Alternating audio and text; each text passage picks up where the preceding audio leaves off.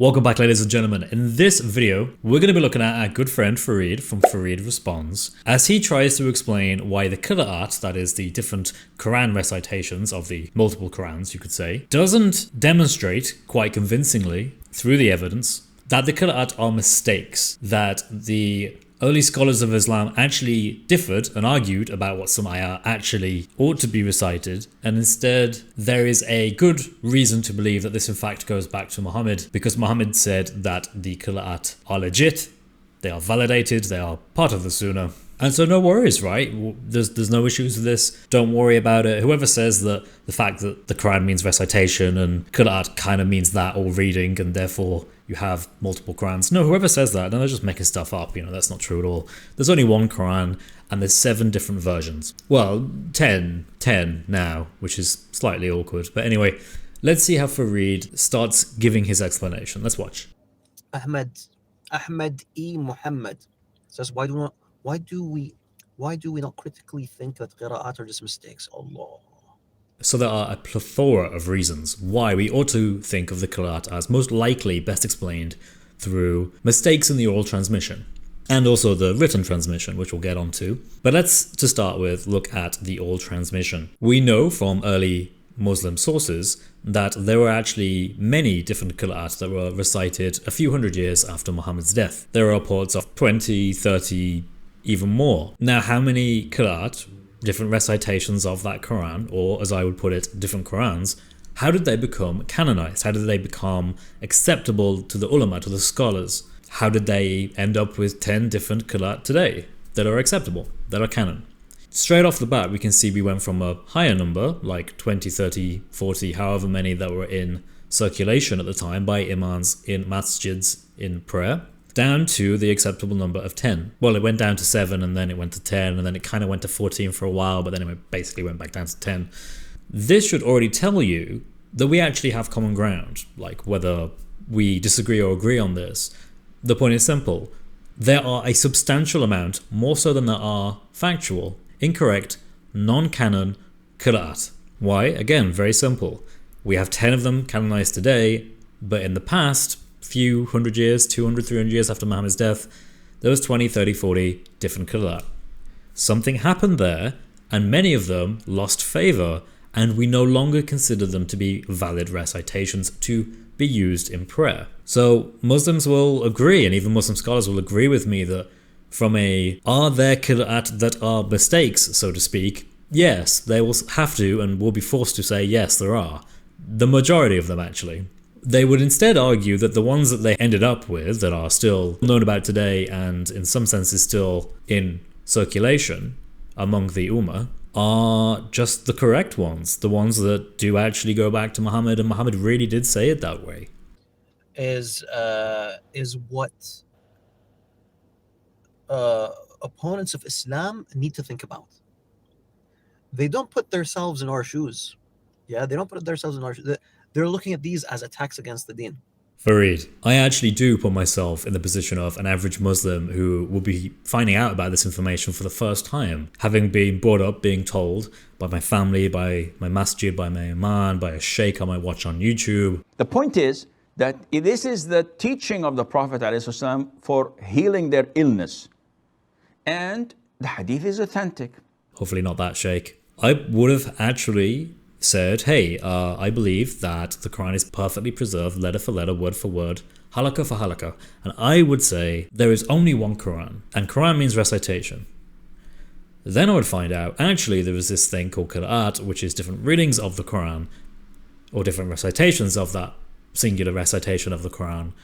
But it's still one Quran because reasons. And this to me would worry me substantially. If I was a Muslim, I would abandon the idea that there's only one Quran. There's only one recitation. I would abandon that immediately. I would abandon the idea that it's been perfectly preserved textually. I would abandon that quicker than Jake, the Muslim metaphysician, can run away from Sam Shamoon. That's how quickly I would abandon that, because I would immediately see that that is simply not something I could argue for, and people would keep bringing up pieces of evidence that would contradict the living daylights out of it. Namely, every single different Qira'at that has different meanings that we are aware of today. And you know, like if you I'm not going to say anything. I'm not going to say anything.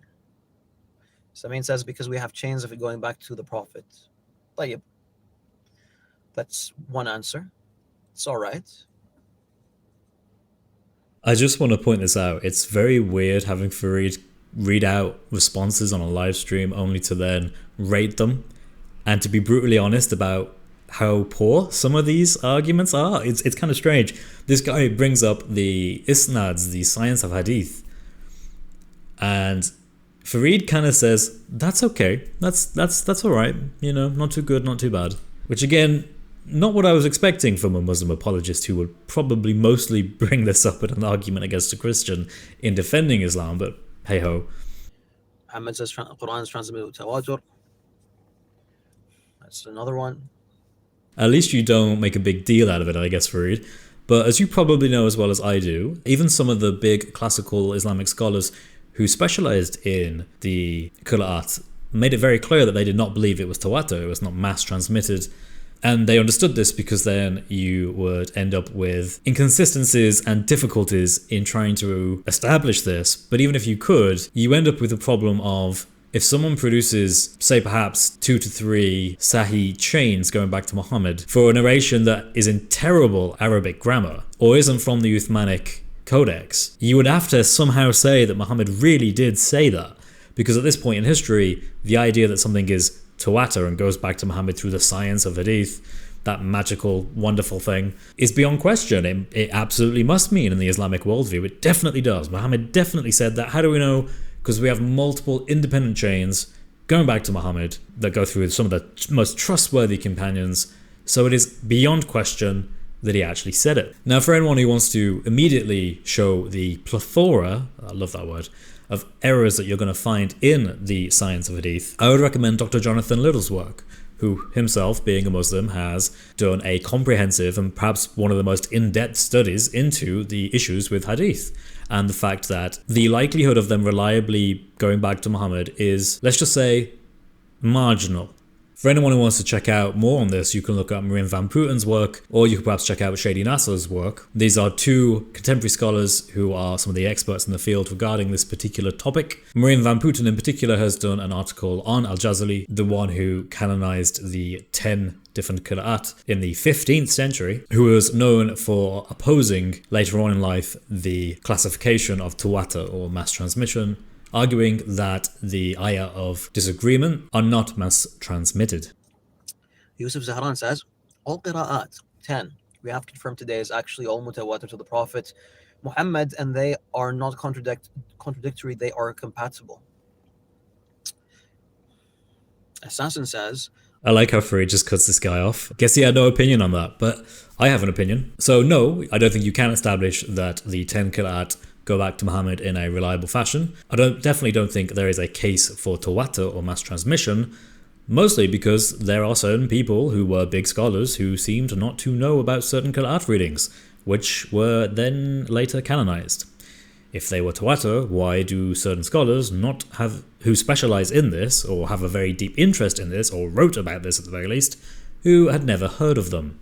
That I find interesting, and so does Marine Van Puten, whose personal view, it seems, as according to his Twitter page, is that actually there is no way of establishing any reliable method for these ayah of difference or ayah of disagreement to reliably go back to Muhammad. So not tawatur, not even just reliable rumors or hearsay. Now, many Muslims have been told that they don't contradict, they complement each other. The issue I have with this is that this is just lying to save face. To give you a very brief example, there are indexical changes in the Qira'at. Now, from a grammar point of view, if you have an indexical change, you change the entire meaning of the sentence. One example of an indexical difference in one of the Qira'at of the Qurans occurs in Surah 37, Ayah 12, where the person who is speaking changes depending on which Qira'at you read. On one Qira'at, it is Muhammad speaking, who is amazed. On another Qira'at, it is Allah who is speaking, who is amazed. Now you can see changing the person who is speaking makes such a radical difference to the sentence.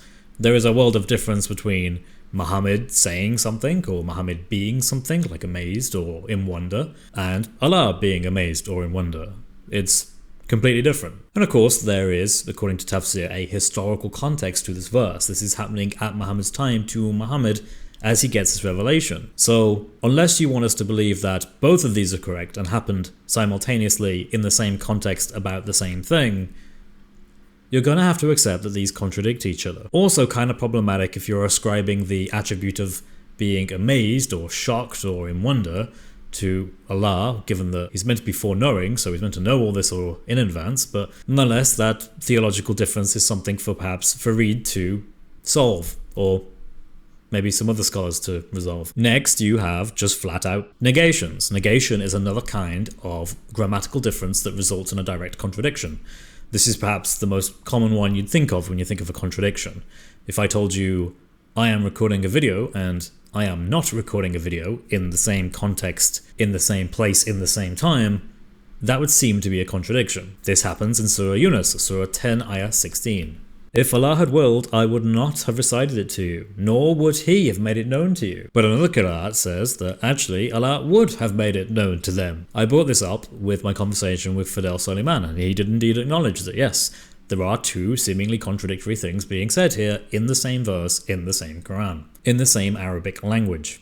His response is merely that, well, these are just hypotheticals that Allah hypothetically could have done. The issue with this though is, whether something is hypothetical or not doesn't change its status as a contradiction. For example, me saying that I'm recording this video and saying that I'm not recording this video in the same context isn't somehow resolved by me saying, well, it's only hypothetical. It's still a contradiction. So if you want to be pedantic, you could say the Quran has contradictions in the multiple Quran versions, the Qira'at, but they're only in the context of hypothetical things. But you've still conceded that there are contradictions in the Quran because from a grammatical point of view, it's inescapable. If you negate something in the same context, it is, by definition, a contradiction. You cannot predicate something to an object and then predicate the negation of that very same thing to that very same object in the very same context, without that being a contradiction, hypothetical or not. Someone saying, look, we know from the Sunnah that there are multiple narrations that say that when the recitation was given, it was given in 7 different modes.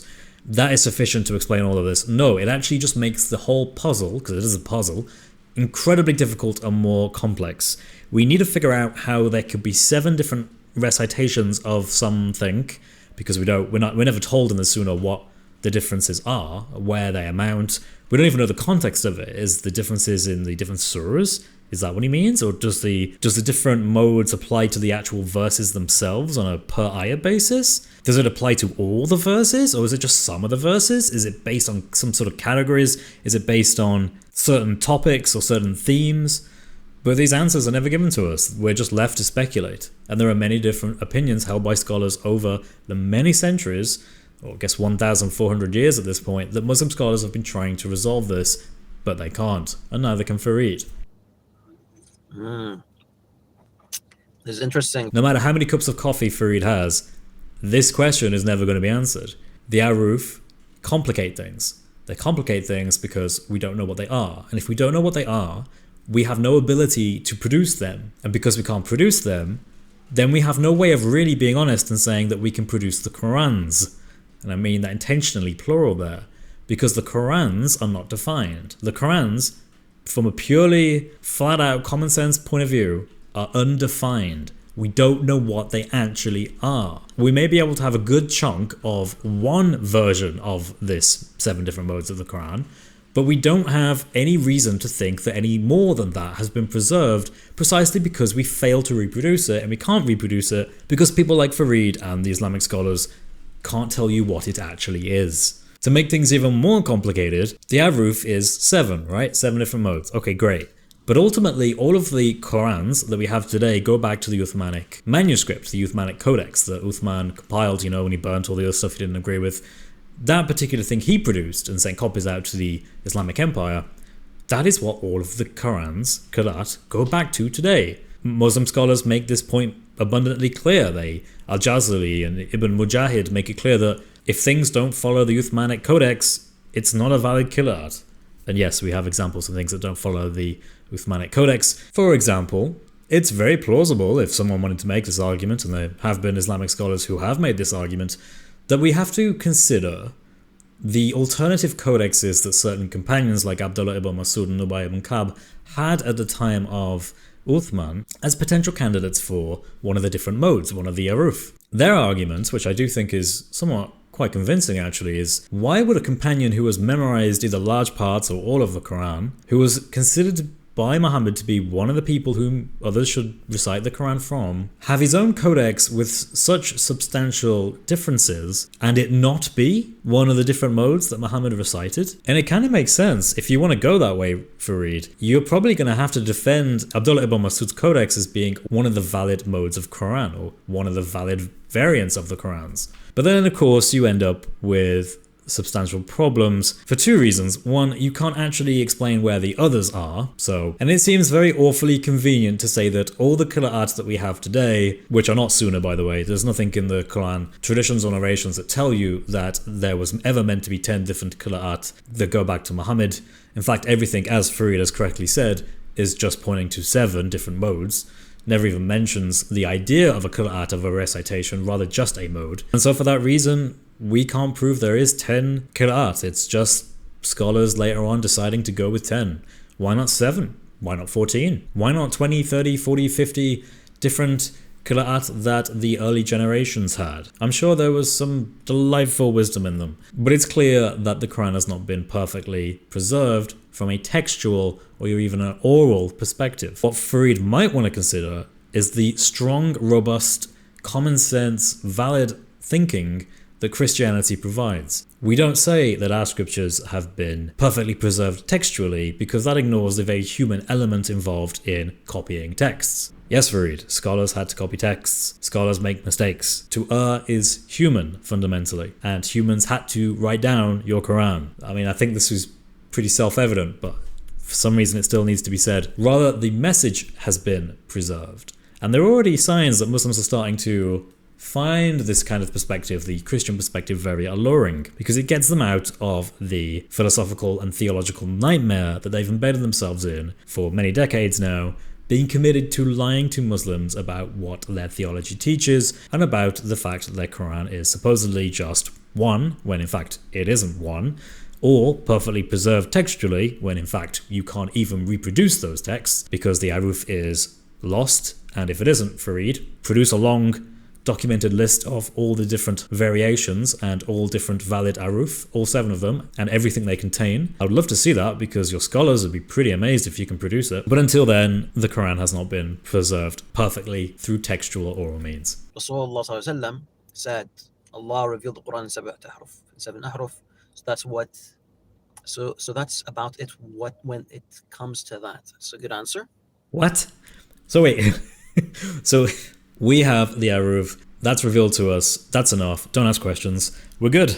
If a Christian said this, Farid, you would be kicking off crazy. But because one of your presumably fans of your channel and your content suggested it, you didn't have the balls to tell them, no, that's actually a terrible argument. You should never argue like that. What you're doing is you're just arguing in a circle. How do we know Islam is true? Because the Quran says so. How do we know the Quran is true? Because the Sunnah says that the Quran is validated in all these different ways, and including in 7 modes. How do we know that the Quran really was revealed in 7 different modes? Because Islam is true. You can keep going like this for forever and ever, but to anyone who's not a Muslim, it looks pitiful, in all honesty. The Qira'at didn't evolve gradually. They have always been there from the very start. In a sense, yes, but that actually is problematic to you because there are others that are not the 10 that we have today that were there at the start.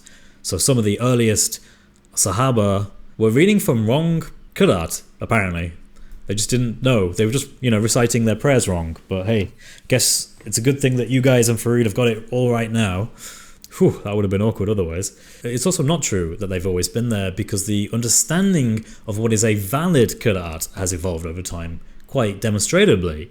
You just need to look at the works of Ibn Mujahid and Al-Jazari to understand, again, Ibn Mujahid, 10th century, Al-Jazari, 15th century. We're getting on in time now. To understand that these guys had very particular criteria to what they would consider valid Qira'at. Ibn Mujahid and Al-Jazari didn't pour that out of their behind.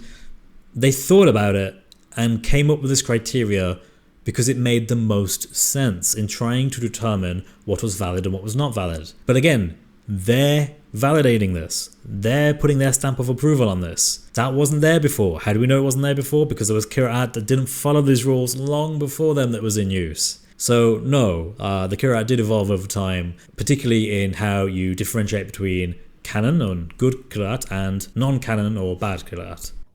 Mahmoud says, all the Qira'ats I read are all the same in meanings.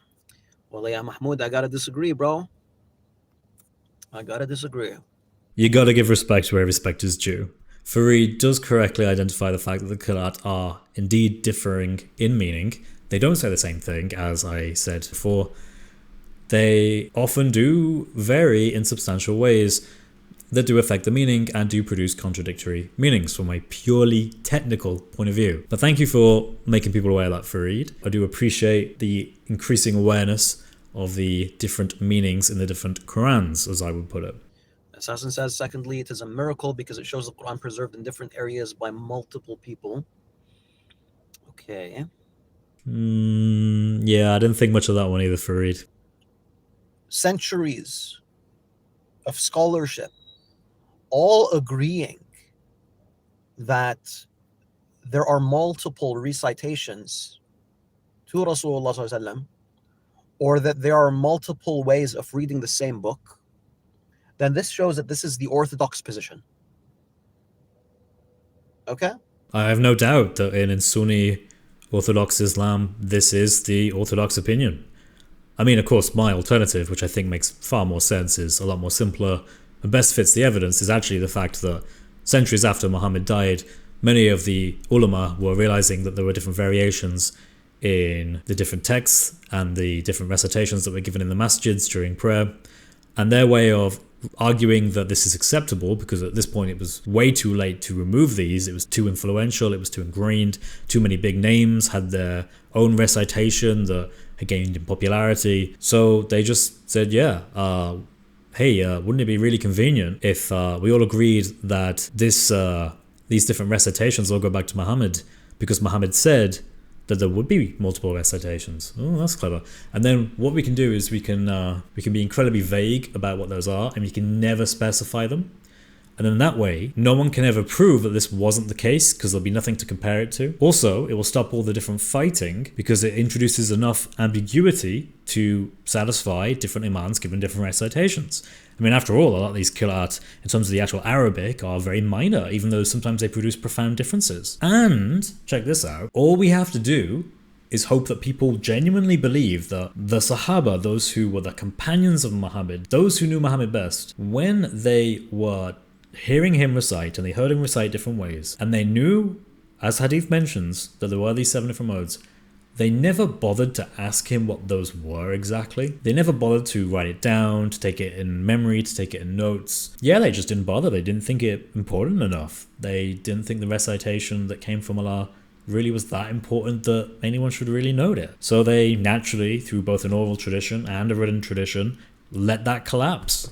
And that's why today no one knows what the Ahruf is from a basic description. It is undefined, because the Salaf didn't want to bother to remember it. Seriously though, food for thought. So Farid is kind of now giving his own view, and to be honest with you, I actually think the ones that came before him were actually a bit better, to be honest. He tries to somewhat say, well look, the very fact that this is present very early on, that all these different qira'at, is proof that it's intentional, because it goes back to Muhammad at the very beginning, and hence that's how we can be confident they are not actually mistakes. The issue I have with that is that doesn't make sense. It doesn't get you where you want to be. Here's an alternative, Farid. How about this? Check this out. Early on, after Muhammad died, people were differing in the old tradition about exactly what the recitation was. Yeah, I mean, yeah, that's actually it. But Farid wants you to think that that's actually the crazy option here, that that's the, whoa, people, like there were issues with an old tradition? When has that ever happened? No, the Islamic tradition, old tradition, is perfect. There's never been any mistakes in it. And that's why the very first verse of Surah Al-Baqarah is complete nonsense. Or in 29 of the other surahs of the Quran, because you don't know what it means. Or the fact that we are not too sure on whether or not the names of the surahs are actually from Muhammad or from the companions who just came to a consensus regarding a significant amount of the names of the surahs. Yeah, the fact that you have variations very early on is not proof that that's intentional. That's like if I set up a restaurant business and it fails a week on, because it failed at the very beginning, that must mean it was intentional. No, Farid, that wouldn't mean it's intentional. That would mean I'm probably really bad at running a restaurant. That would be what most people would would conclude, right? Someone wouldn't come up to be like, Chris, man, you're amazing. You are such a good business owner and running your own restaurant that you intentionally made it fail to prove a point. No. I would just suck at running a business, that's all. But anyway, ladies and gentlemen, I hope this is enough to just kind of show you, particularly Muslims out there, that Farid and his scholars, because Farid is actually very representative, to be honest, from what I see. He's very representative of the awkward state that scholars find themselves in, of not being able to actually give a definition to what the Qurans are anymore, because it seems, according to scholarship, that the majority of it has likely been lost over the course of history. The 7 modes are not definable nor reproducible, therefore it is appropriate to say they are lost. If I tell you I have a Lamborghini and you ask me to tell you what the license plate number is and I can't, I don't know it, and then you ask me, okay, can you show it to me? And I say, no, I can't. Then guess what, ladies and gentlemen, it's probably because I don't actually own a Lamborghini. But Farid thinks the fact that I can't show you the Lamborghini is intentional. Ladies and gentlemen, thank you for watching. If you're not a Christian, then today's the day. You can email me at chris@speakerscorner@gmail.com and I will do my best to get back to you. I wish you all a very blessed day, and that includes you, Farid. God bless. Take care.